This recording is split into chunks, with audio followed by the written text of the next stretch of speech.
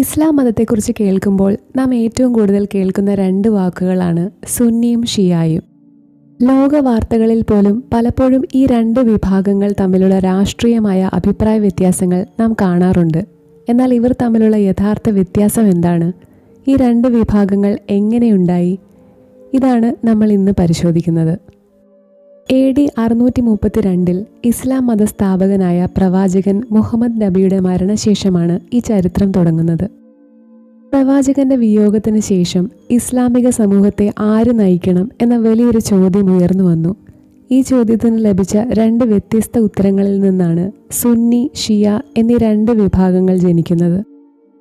ഇതിൽ ഒരു വിഭാഗം വിശ്വസിച്ചത് പ്രവാചകന്റെ പിൻഗാമിയെ സമൂഹത്തിലെ ആളുകൾ ഒരുമിച്ച് തിരഞ്ഞെടുക്കണം എന്നാണ്. അതനുസരിച്ച് അവർ പ്രവാചകന്റെ ഏറ്റവും അടുത്ത അനുയായിയും ഭാര്യാപിതാവുമായ അബൂബക്കറിനെ തങ്ങളുടെ നേതാവായി അഥവാ ഖലീഫയായി തിരഞ്ഞെടുത്തു.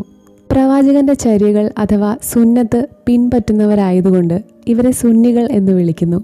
ഇന്ന് ലോകത്തിലെ മുസ്ലിങ്ങളിൽ ഭൂരിഭാഗവും, അതായത് ഏകദേശം 85 മുതൽ 90% വരെ സുന്നികളാണ്. എന്നാൽ ഇതിന് വിപരീതമായി മറ്റൊരു വിഭാഗം ചിന്തിച്ചു.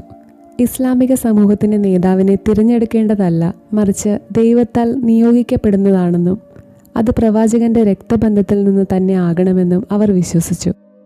പ്രവാചകന്റെ മരുമകനും അടുത്ത ബന്ധുവുമായ അലി ഇബ്നു അബി താലിബ് അടുത്ത നേതാവാകണം എന്നവർ വാദിച്ചു.